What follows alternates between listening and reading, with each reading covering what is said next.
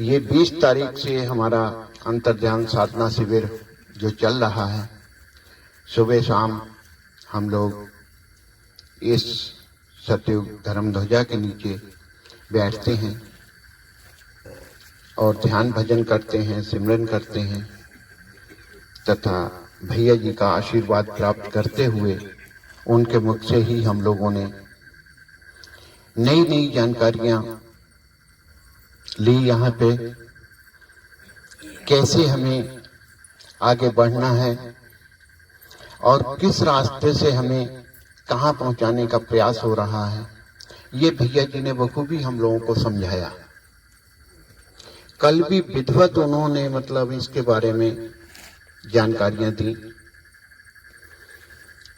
और इसका सच्चा रास्ता तो यही है कि हम लोग यहाँ तो ये काम कर ही रहे हैं अंतर्ध्यान साधना शिविर में बैठ के इस धर्म ध्वजा के नीचे, लेकिन इसके बाद जब हम घर जाएं तब भी ये क्रम हमारा टूटना नहीं चाहिए। हो सके तो हम अधिक से अधिक इसमें समय दें, 1 घंटा 1.5 घंटा 2 घंटा बैठ सके तो और अच्छा है, सवेरे शाम।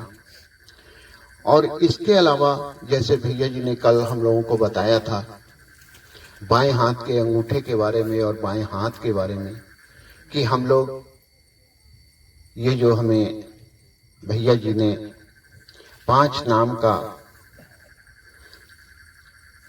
सिमरन करने के लिए दिया है, अगर हम इसे आत्मसात करते हैं तो कैसे करें।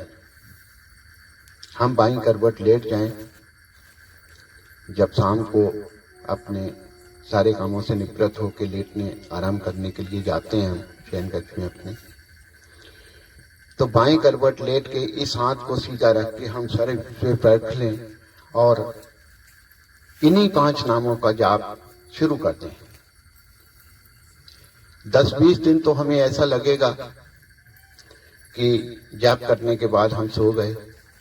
उसके बाद जैसा भैया जी ने बताया कि जैसे जैसे ये समय गुजरेगा तो हमें सोने के बाद भी अंतर ध्यान एकदम अंदर हमारी जाप ये चलता ही रहेगा और सुबह जब हम सो के जगेंगे तो एकदम तरोताजा, जैसे हम बिल्कुल फ्रेश उठेंगे, बिल्कुल हल्का फुल्का शरीर होगा, क्योंकि हम जो जाप हमारा लगातार चल रहा है उससे मतलब ये आपको परिवर्तन अपने शरीर में देखने को मिलेगा।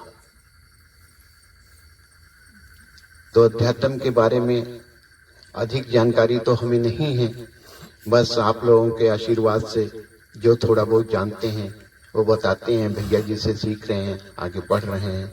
हम लोगों को बस बार बार हम यही कहेंगे, फिर आप लोगों से एक बार प्रार्थना करेंगे कि ये क्रम टूटने ना पाए। हम लोगों को जिस रास्ते पे भैया जी ले जाना चाहते हैं अपने धाम को,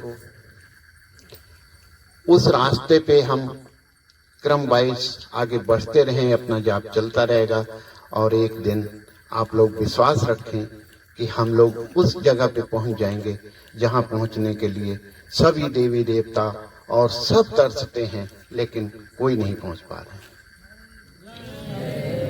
आप लोग बड़े ही सौभाग्यशाली हैं। इस जन्म में नहीं, लेकिन पिछले जन्मों में जरूर आपने कोई ना कोई ऐसा पुण्य कर्म किया है जो आपको इस कार्य में हाथ बटाने का मौका मिला है।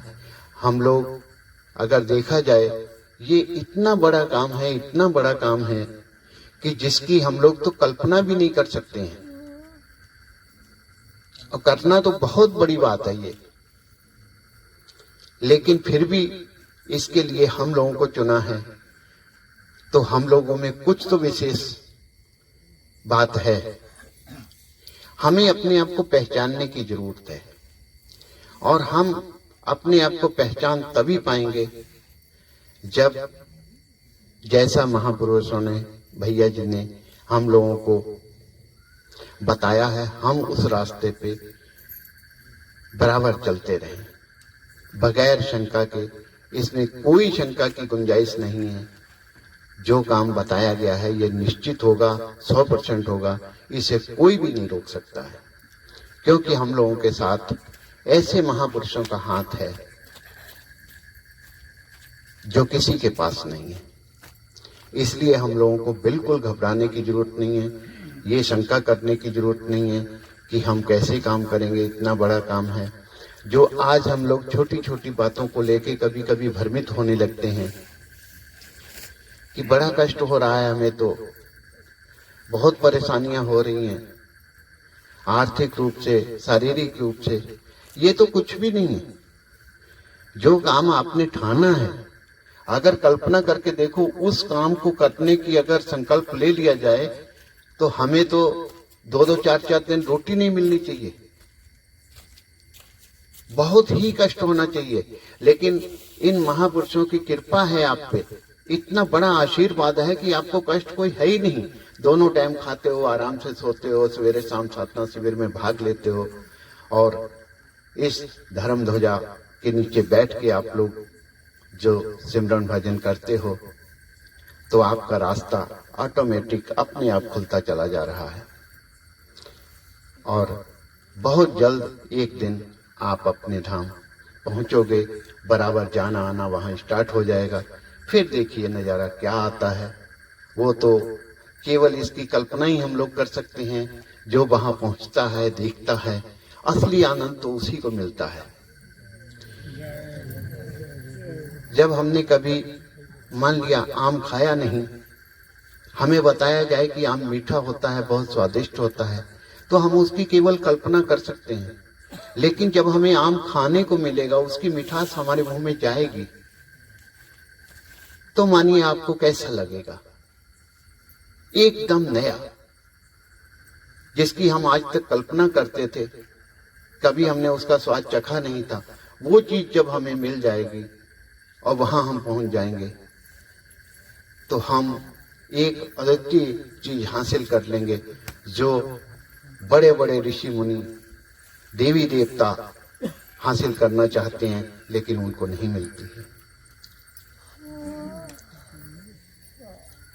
अध्यात्म के बारे में हमें कोई जानकारी नहीं है, इसलिए हम ज्यादा टाइम ना लेके यहीं पे अपनी बात को समाप्त करेंगे। सत्योम, जय गुरुदेव।